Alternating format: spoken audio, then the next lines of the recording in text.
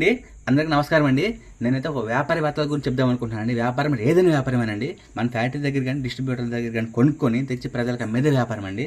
నేను కిరాణా వ్యాపారం గురించి చెప్దాం అనుకుంటున్నాను. కిరాణా వ్యాపార వస్తువులు ఎలాగున్నారంటే 1,50,000 పెట్టి కిరాణా సామాను తెచ్చుకొని వీళ్ళు అమ్ముతారు కదండి. అదే 1,50,000 సరుకు 10 సంవత్సరాలు తిరగగానే 10 లక్షలు చూపించిద్దండి.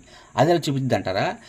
అక్కడ ఫ్యాక్టరీ దగ్గర కానీ డిస్ట్రిబ్యూటర్ దగ్గర కానీ రేటు పెరిగిందనేపాటికి వీళ్ళు ఎక్కడున్న సరుకును కూడా రేటు పెంచుతారండి. పెంచి మన ప్రజలకు అమ్ముతూ ఉంటారు. మన ప్రజలు కొనేటప్పుడు రేటు పెరిగిందనేపాటికి అది పాత సరుకు అని మనం తెలియక మనం కొని నష్టపోతున్నామండి. వీళ్ళు 100 రూపాయలు ఉన్న కొనుక్కున్న సరుకుని 120 రూపాయలకు అమ్మే లాభం కాకుండానండి నేను చెప్పేది. డైలీ వచ్చే లాభం కాకుండా వీళ్ళు మాత్రం లాభాలు బాటపడుతున్నారు.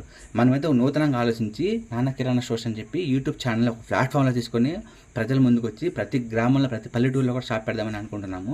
నాకు మీ లైక్, మీ కామెంట్, మీ సబ్స్క్రైబ్ కావాలండి. ప్లీజ్ అండి, ప్లీజ్.